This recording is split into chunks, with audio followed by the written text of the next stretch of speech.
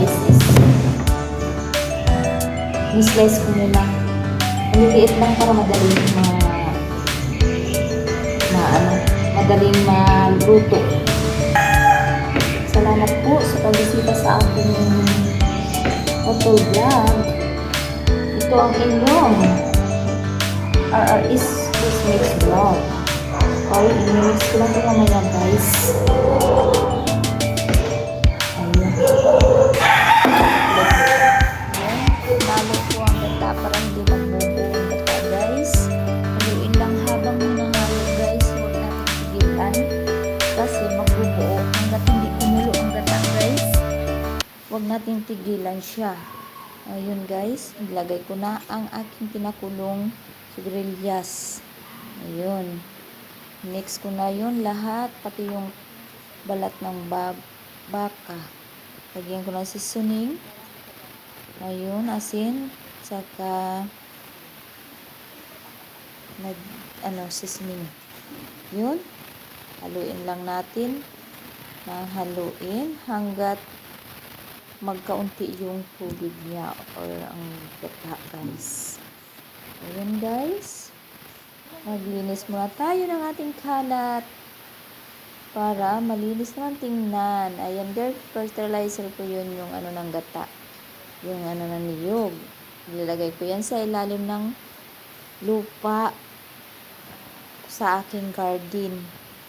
Linisan muna natin guys. Habang naglilinis tayo is naghahintay din tayo ng ating niluto. Ayun. Wala guys, sige. Pagkatapos na maglinis natin, yun. Tingnan na natin ang ating niluto. Ayun, malapit-lapit na guys. Maluto ang ating niluto. Yan, sa hindi pa guys naka-subscribe ng aking channel, please subscribe naman guys para malaking tulong din yun sa akin. Ayan guys. Yun, luto na. Atin ang lagay sa plato. Excited na akong kumain. Gutom na ako. Sarap. Yummy talaga siya guys. Ayun. Oh. Ang dali lang siyang lutuin, di ba? Kain na tayo. Takpan muna natin. Ayun. Para hindi madunihan. Let's eat! Dasal muna tayo. Lord, thank you.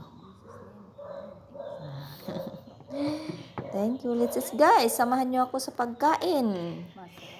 Oh, yan, yummy. Sa hindi pa nakasubscribe ng aking channel guys, don't forget to subscribe.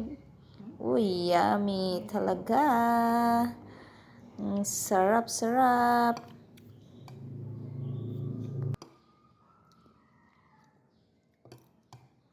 Manghang. Hindi nga ba, no?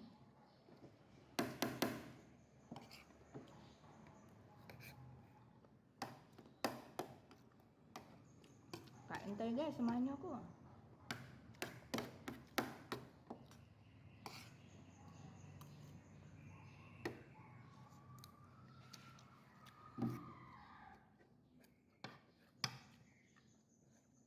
Paalam na ako guys.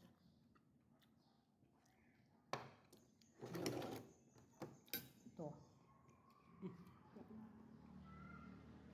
Thank you for watching. Bye-bye. Sa hindi pa nakasubscribe ng aking channel, please subscribe naman. God bless you all.